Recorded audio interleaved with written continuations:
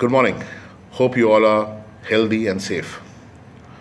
So, this week I thought I'll share an English poem with you. This was again published in 2017 in my poetry collection book, Kisse Kahaniyan Bhi Kaisa Mazak Karte, and it was published by Indra Publications, Bhopal, India. So, this poem is called The Madman at the Traffic Signal. Sometimes, through the half opened window of my car, often I see him standing not so far, covered with stained, worn out rags, some odds and end filled in some old bags. Sometimes gazing at some distant star, or at times searching some long lost scar. Sometimes fighting an invisible war, or at times talking to himself as if he's too far. Long, unbrushed, entwined hair, an old wooden box is his lair. There are many untold stories hidden in his blank eyes. He's constantly searching for his maker in the skies. Some say once he was a rich man. He had a house, a car, and a perfect life's plan. A beautiful wife he loved like none, two children, one daughter and a son. A very happy life they led. They were the best, some even said. A beautiful house the wife had kept, no sorrows, always a smile, never she had wept. The daughter was of marriageable age. They had found a nice man with whom she was bound to engage. The son had just crossed his teens. His father's kind nature was in his genes. Business was good as he worked very hard. Being happy and content was his only reward.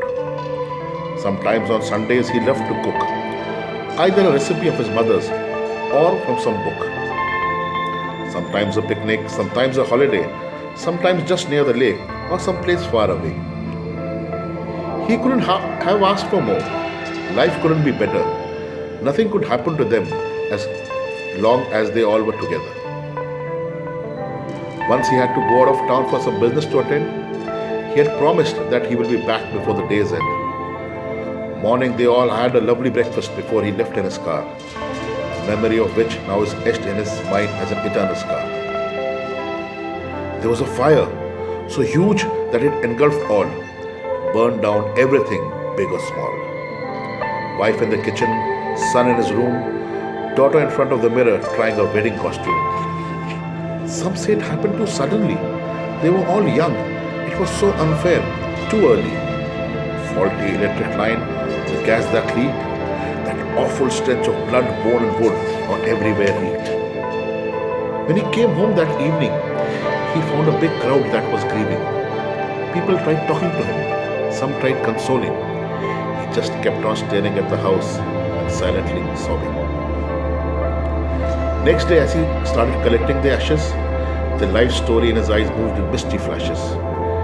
He put his wife, daughter, son, and some of the house in an urn, left for some faraway place never to return.